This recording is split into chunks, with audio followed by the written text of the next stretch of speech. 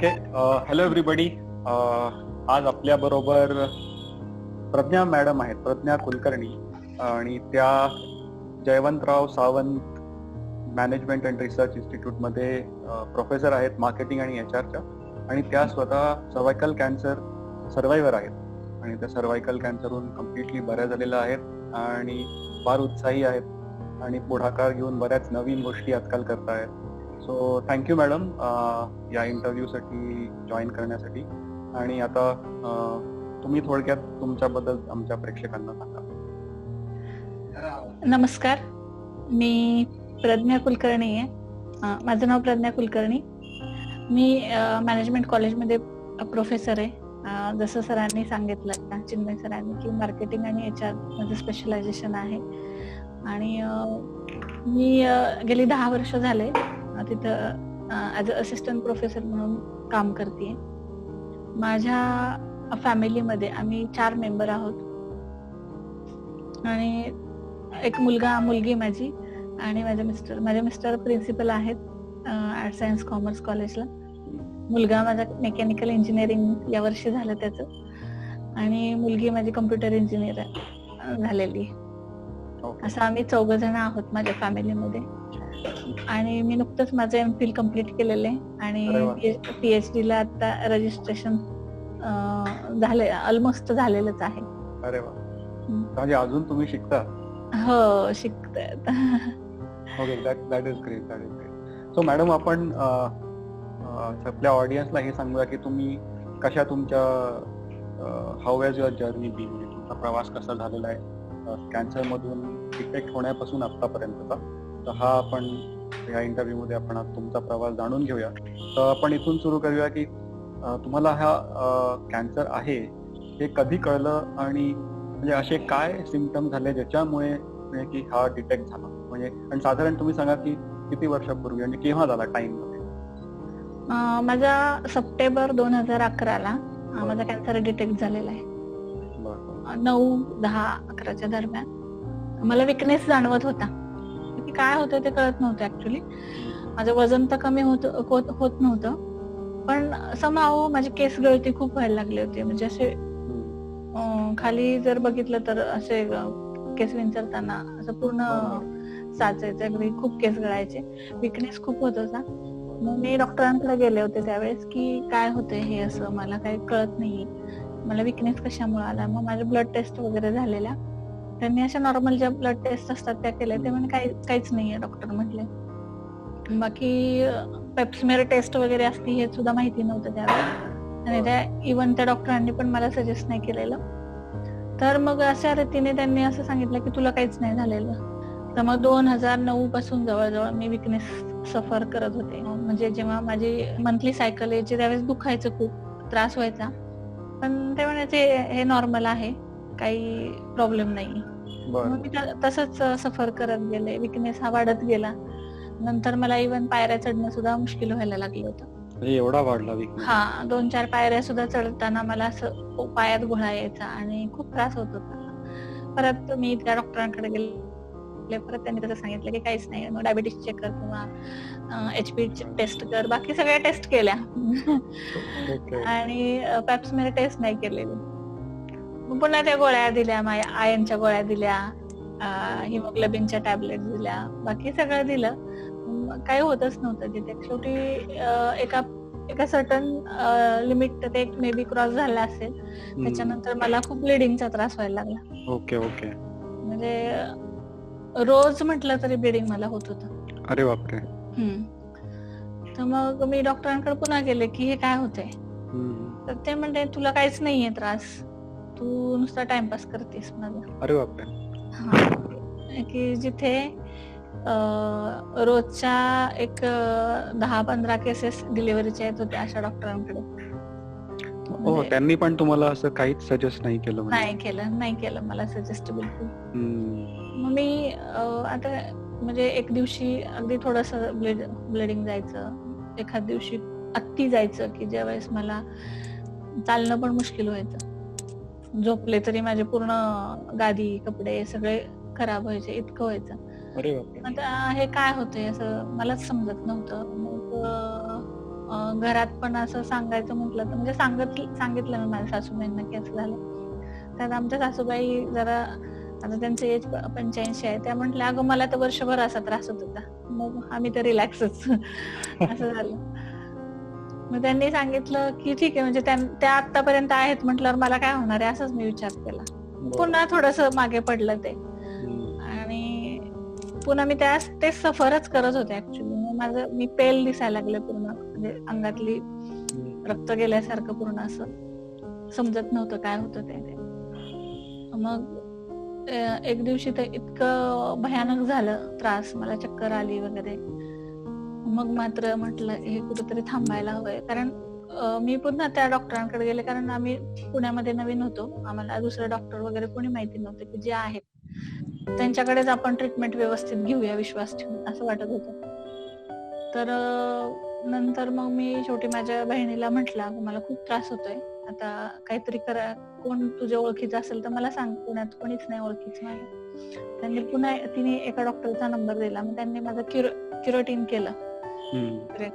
त्या क्युरेटिन मध्ये त्यांना ऍबनॉर्मल दिसलं माझं युटेरस. मग त्यांनी माझ्या मिस्टरांना सांगितलं की हे काहीतरी वेगळं आहे, मे बी कॅन्सरची शक्यता आहे. बरोबर.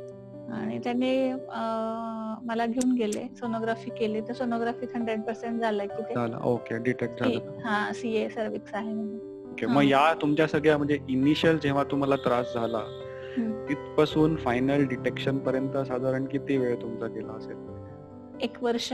1 वर्ष म्हणजे तुम्ही जे त्रास काढत राहिला 1 वर्ष. आणि अनफॉर्च्युनेटली तुम्हाला आधीच्या डॉक्टरांनी जे ऍक्च्युली हा टेस्ट केला असता तर मे बी लवकर मला काही झालं पण नसतं कदाचित, पुढचा त्रास थोडासा वाचला असता. ओके. बट तेव्हा तुम्हाला नाही वाटलं की आपण सेकंड ओपिनियन घ्यावं? नाही, कसं आहे, डोक्यात पण येत नाही आपल्याला.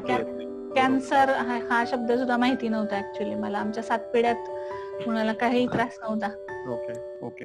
पण मग आता डायग्नोसिस नंतर तुम्हाला त्रास झाला असेल, म्हणजे मानसिक पण फार त्रास झाला असेल, मग ह्याच्याबद्दल काही तुम्ही सांगू शकता? असं काही ना, म्हणजे असं होतं की 7 पिढ्यात कुणालाच त्रास नव्हता, मी ऐकलंही नव्हतं. आणि जेव्हा हे डिटेक्ट झालं त्यावेळेस पण माझ्या मिस्टरांनी मला सांगितलं नाही डिरेक्टली की आहे म्हणून. म्हणजे तर मग त्यांनी असं केलं, माझ्या मावशीला सांगितलं, जी माझी मावशी एका हॉस्पिटलमध्ये, नामांकित हॉस्पिटलमध्ये, ती पण सिस्टरचं काम करत होती. बरोबर. आणि तिथे गेलो, त्यांनी घेऊन गेले मला तिथे. मग त्या डॉक्टरांनीच मला विचारलं, म्हणजे त्यांनी रिपोर्ट्स पाहिले आणि याच्यात सेल्स आहेत म्हणजे थोडे. तोपर्यंत मला काहीच माहिती नव्हतं. मी म्हंटल कसले सेल्स आहेत? तर त्यांनी डॉक्टरांनी यांना विचारलं माझ्या मिस्टरांना की तिला माहिती नाहीये का? तर माझे मिस्टर म्हटले की नाही माहिती म्हणून.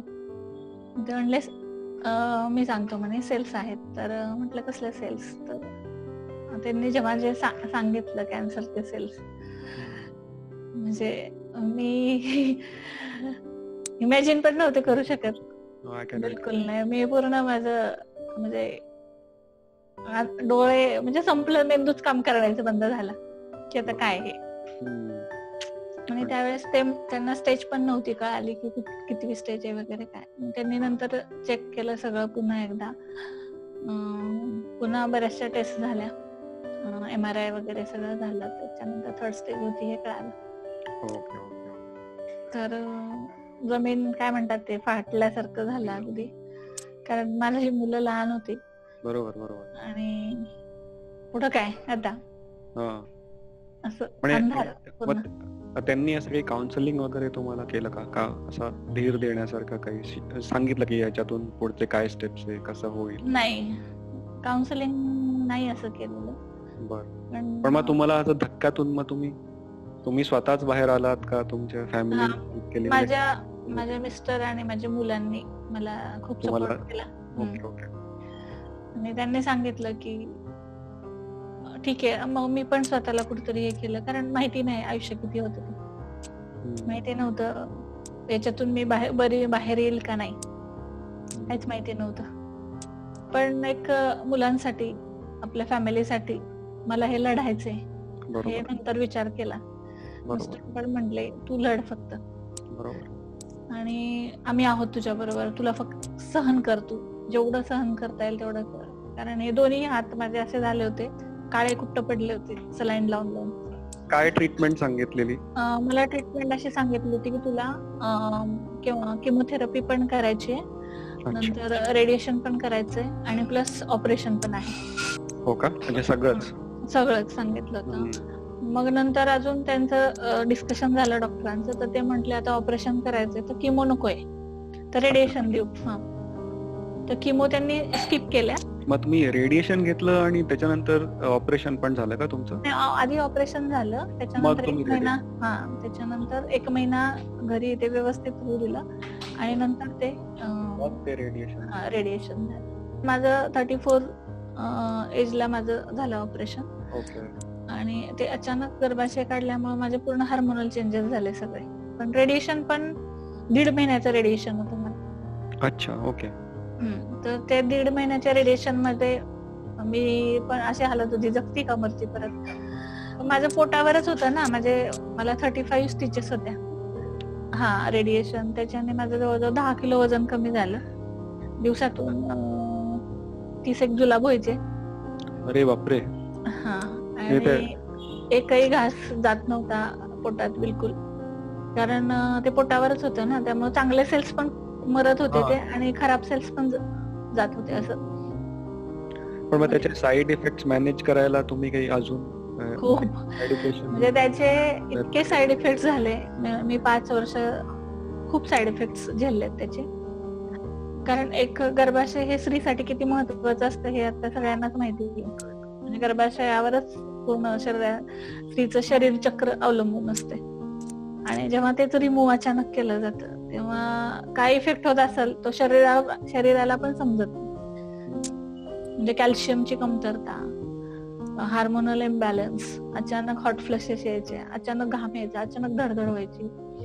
माझा पूर्ण म्हणजे समजतच नव्हतं काय होतंय ते सगळंच. हे म्हणजे हे किती दिवस होती तुमची रेडिएशन? 1.5 महिना. 36 सायकल होते. पण मग हे इफेक्ट्स त्याच्यानंतर बरेच दिवस होते का ते कमी झाले 1.5 महिन्यात? जवळजवळ मी 5 ते 7 वर्ष 6 वर्ष मी सहन केले त्याचे साईड इफेक्ट्स. हो का? म्हणजे ते कंटिन्युअस तुम्हाला ते थांबल्यानंतर कंटिन्युअस त्रास होतच राहिला? हो, पोटात उष्णता निर्माण होती.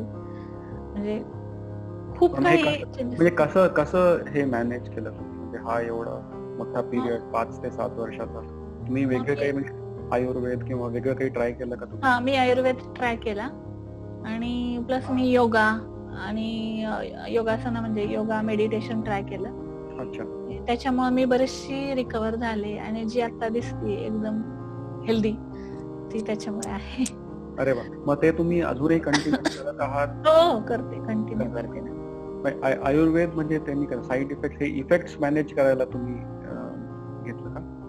आयुर्वेदाचा आधार नक्कीच घ्यावा, कारण ते जे आगीचा डोंब उसळलेला असतो आपल्या पोटामध्ये त्या रेडिएशन, तर त्याला रामबाण उपाय हे आयुर्वेदिकच आहे. म्हणजे स्लो बट परफेक्ट आपण म्हणतो तसं त्याने मला खूप आयुर्वेदाने खूप बरं वाटलं.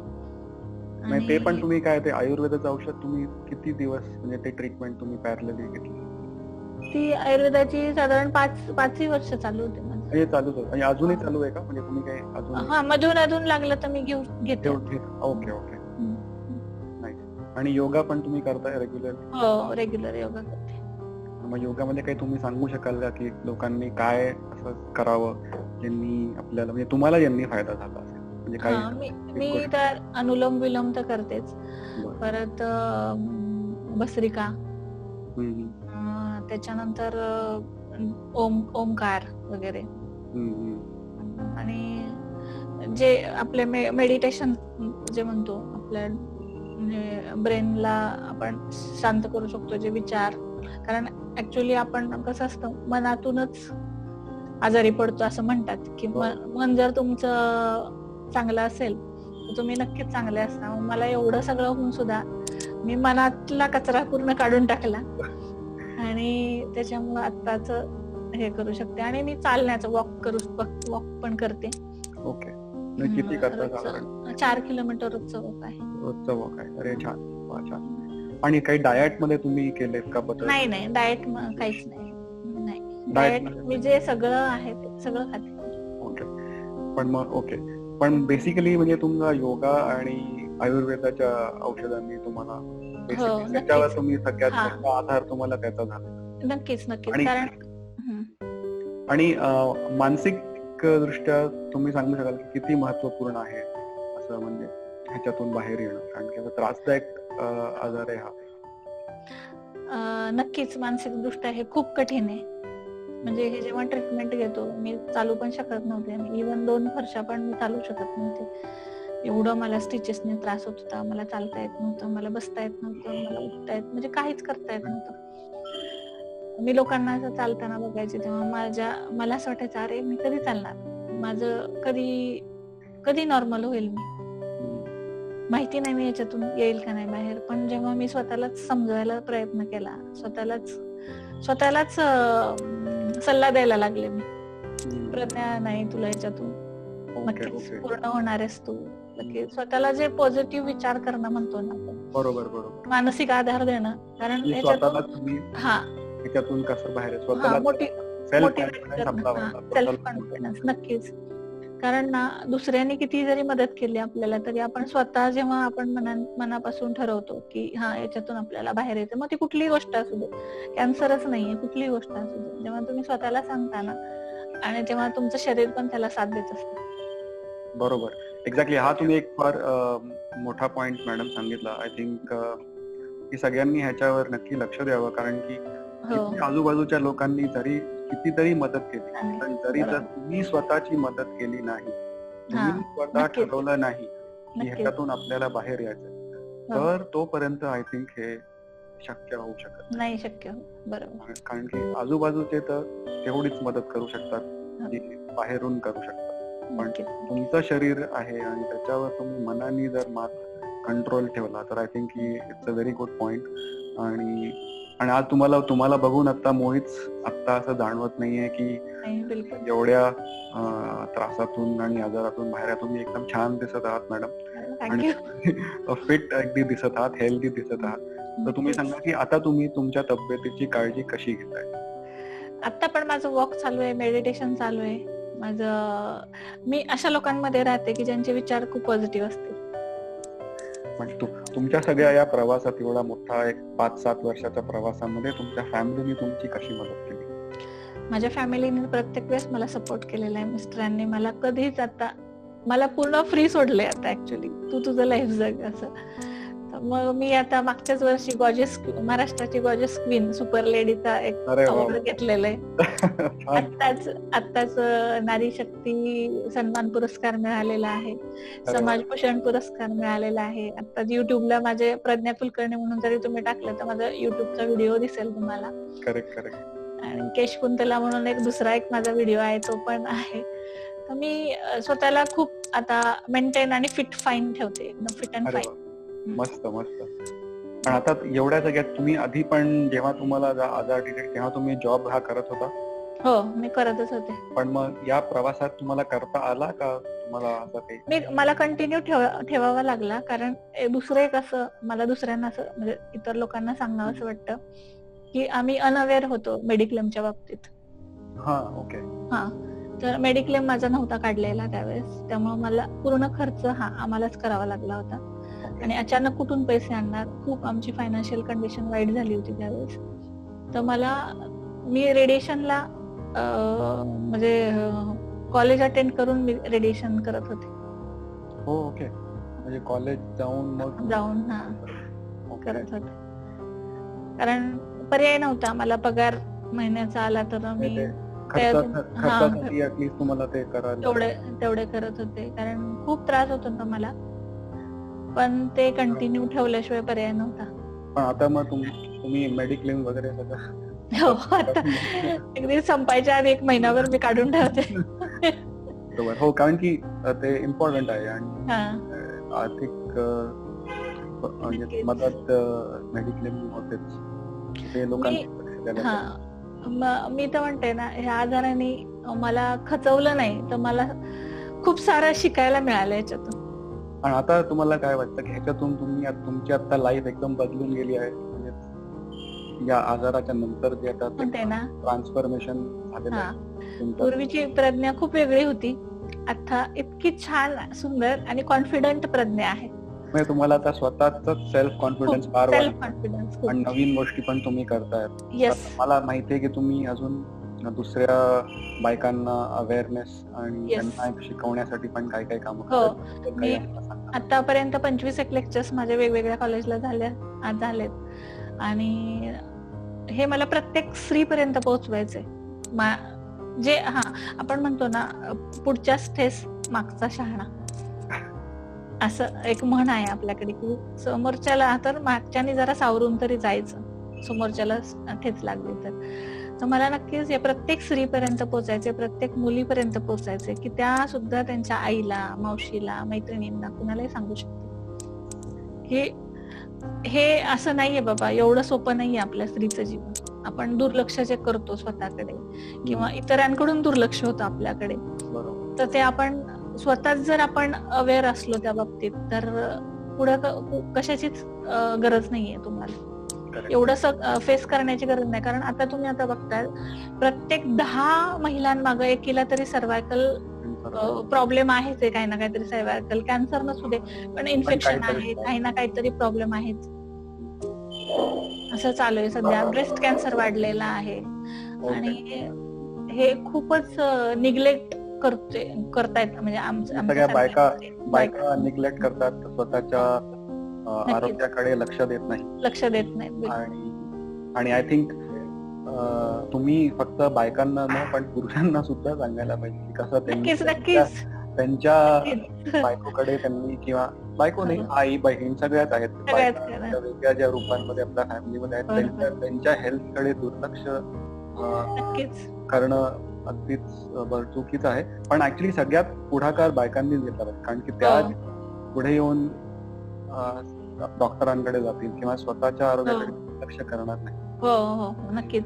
तरच हे लवकरात लवकर डिटेक्ट होऊन त्यांचा बराचसा त्रास कमी होऊ शकतो. ऍक्च्युली कसं व्हायला पाहिजे, प्रत्येक कुटुंबात, प्रत्येक फॅमिली मधल्या मुलाला त्याच्या आईनी, त्याच्या बहिणीनी असं सांगितलं पाहिजे की ही मंथली सायकल काय असते हे समजून सांगितलं पाहिजे अगोदर. त्याचा त्रास काय, ते जे लपवण्याचे दिवस आहेत ते गेले आता. हो, बरोबर. लपवून ठेवण्याची, की काय हे कावळा शिवला किंवा अमकं झालं तमकं झालं, ते गेले दिवस. तर त्या मुलांना पण जर समजावलं तर त्याला पण बहिणीविषयी वाटेल की अरे ही जे 4 दिवस आहेत, त्रास तिला होतोय, तिला सांभाळून घेतलं पाहिजे आपण. किंवा ते बायको असेल किंवा आई असेल, कोणी असेल, एक स्त्रीकडे बघण्याचा दृष्टिकोन त्याचा पूर्ण बदलून जाईल. कारण की जे त्रास आहेत ते ऍक्च्युली लोकांना कधीच लक्षात येत नाही. कधीच लक्षात येत नाही. ते हिडन ठेवलं, सांगतही नाही लोक, हिडन ठेवलं जातं. ते त्रास तो नाही, म्हणजे बाकी मोठा, जर तुम्हाला केवढा मोठा त्रास, हो नक्कीच, असे त्रास अवॉइड होऊ शकतात जर सगळ्यांनी थोडस लक्ष दिलं तर नक्कीच. एक गोष्टी तर आता तुम्ही एवढं सगळं तुम्ही केलं आणि पण एक तुमचा सिक्रेट सांगा की एवढ्या सगळ्यातून तुम्ही म्हणाला की स्वतःला तुम्ही मोटिवेट करत आला, तर हा पॉझिटिव्ह माइंडसेटचा काय सिक्रेट आहे, हे कसा आपण विचार केला पाहिजे, असं जर तुम्हाला हे सांगता आलं? मला तर एकच वाटतो, मी स्वतःला आरशात बघते, प्रज्ञा तू सगळ्यात सुंदर आहेस, आणि स्वतःला मोटिवेट करते मी. आणि सांगू का, जगात असं अशक्य काहीच नाहीये. कारण जेव्हा मी पडले, म्हणजे झोपून होते, मला चालता येत नव्हतं, घरातच होते, त्यावेळेस मी खूप बुक्स वाचले, म्हणजे नेटवरचं बरंच काही वाचण्यात आलं, बुक्स वाचण्यात आले. तर त्याच्यातून बऱ्यापैकी मला समजलं की अरे दुसरे कोणीच नसतं आपल्याला बाहेर काढणार, आपणच स्वतःला काढू शकतो. तर ते सिक्रेट एक मला समजलंय. आणि जसा विचार करतो ना आपण, ते माहिती नाही का, म्हणजे the power of subconscious mind. हो, बरोबर. वाचलं का ते पुस्तक? हो, ते पुस्तक वाचलं आणि त्याच्याने मला जास्त आधार दिला. अरे वा, व्हेरी गुड. त्या बुकनी. आणि तेव्हापासून मी अजून डाईंग टू बी मी, ते एक बुक आहे. तर म्हणजे असे जे चांगले बुक्स मला वाचण्यात आले, म्हणजे तो काळ ठीक आहे माझ्यासाठी खूप खडतर होता, भयानक होता, पण त्यांनी मला त्या काळाने शिकवलं खूप. ओके. मी आता कधीच डाऊन होत नाही, कुठलीही सिच्युएशन असू दे. आता तुम्हाला दिसतंय तुमच्या कॉन्फिडन्स लेवल एकदम चांगले. नक्कीच.